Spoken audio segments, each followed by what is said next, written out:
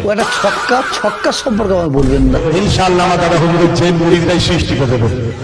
আগে বিষয়গুলো বোঝার চেষ্টা করো। হিজড়ে হয়ে কোনো লাভ নেই।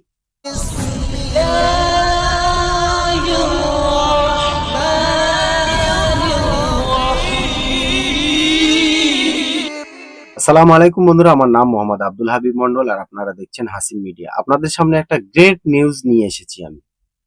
বাংলার মানুষ কেউ ভাইজানকে ভোট দেখ আর না দেখ, ভাইজানকে ভোট দেবে জিনেরা এসে ভাইজানকে ভোট দিয়ে যাবে। চলেন ভাইজানের বক্তব্যটা আগে শুনেন, বুঝে আসছে। দাদা হুজুরের অনেক জেন মুরিদ ছিল, কথা বুঝে আসছে। সেই হিসাবে আজকে কেউ যদি মনে করে আব্বাসের দিকে তোমাকে কে ভোট দেবে, ইনশাআল্লাহ আমার দাদা হুজুরের জেন মুরিদরাই সৃষ্টি করে দেবে। তোমরা কি ভোট ভাগ করবে? তোমরা কি ভোট ভাগ করবে?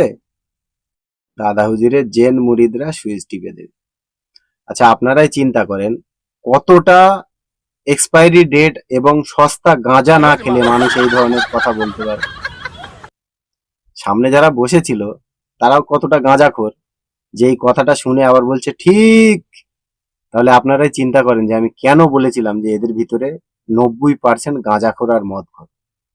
মানে এরা ঠিক বলার আগেও একটুখানি ভাবেনি যে জিনেরা এসে ভোট দিয়ে যাবে।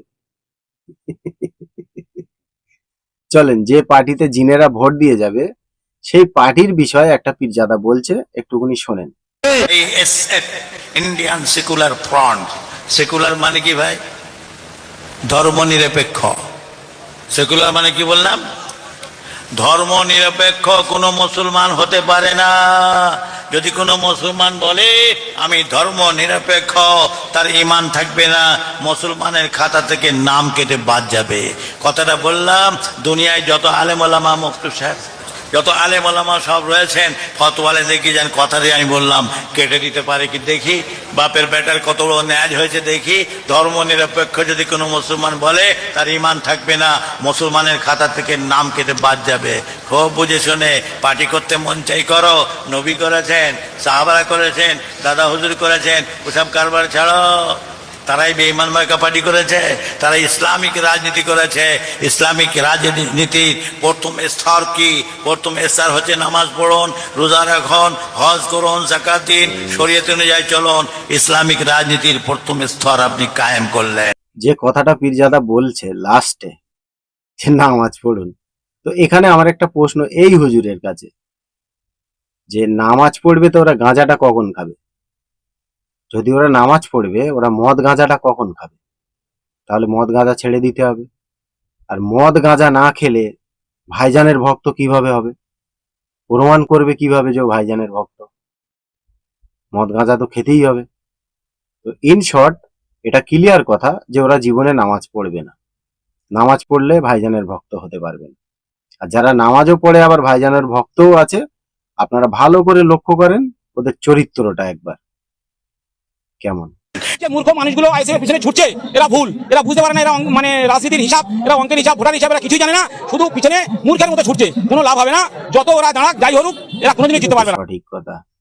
একটা ছক্কা ছক্কা সম্পর্কে আমার বলবেন না। যদি উনি হয় তাহলে আমি একটা তোমাকে বলবো হাসা। আগে বিষয়গুলো বোঝার চেষ্টা করো। হিজড়ে হয়ে কোনো লাভ নেই। নিজেদেরকে পরিবর্তন করো।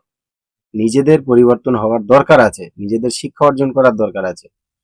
অন্যের উপরে ভরসা করে অন্ধভক্ত হয়ে মদ গাঁজাখোরের পরিচয় না দেওয়াটাই বেটার, বিশেষ করে মুসলিম জাতির কাছে আমার এইটা অনুরোধ।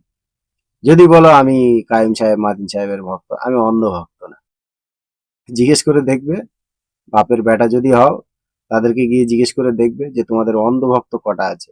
সেই হুজুরি একটা দেখাতে পারবে না। না মুফতি আব্দুল মাতিন সাহেব পারবে, না মুফতি আব্দুল কায়েম সাহেব পারবে তাদের একটা অন্ধ ভক্তকে দেখাতে।